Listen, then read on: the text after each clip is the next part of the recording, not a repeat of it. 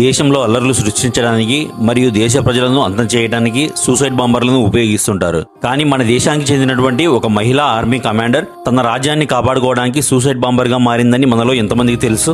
ఆమె మరెవరో కాదు, తమిళనాడుకు చెందినటువంటి రాణి వెలు నాచియార్ రాజ్యంలో పనిచేస్తున్నటువంటి ఆర్మీ కమాండర్ కొయిలీ గారు. 1780లో బ్రిటిష్ ఈస్ట్ ఇండియా కంపెనీ శివగంగలో ఉన్నటువంటి క్వీన్ విలు నాచియార్ యొక్క రాజ్యాన్ని ఆక్రమించుకోవాలని తన ఆర్మీతో సిద్ధంగా ఉంది.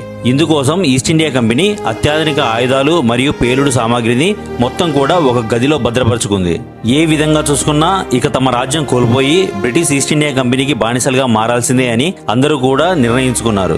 సరిగ్గా ఇదే సమయంలో అప్పటి ఆర్మీ కమాండర్ గా పనిచేస్తున్నటువంటి కొయిలీ గారు తన రాజ్యాన్ని కాపాడుకోవడం కొరకు తన శరీరం అంతా కూడా నూనె మరియు నెయ్యిని పూసుకొని తన శరీరానికి తానే నిప్పు పెట్టుకున్నారు.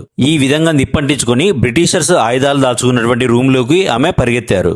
ఈ మంటల దాటికి అక్కడ ఉన్నటువంటి పేలుడు పదార్థాలన్నీ పేలి బ్రిటిషర్లు నిరాయుధులుగా మారారు.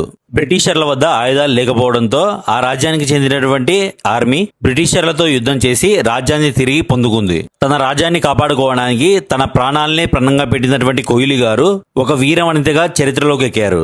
ఈ వీడియో మీకు నచ్చినట్లయితే ఈ వీడియోకు ఒక లైక్ చేయండి. ఇలాంటి మరిన్ని వీడియోస్ కోసం మన ఛానల్ని సబ్స్క్రైబ్ చేయండి.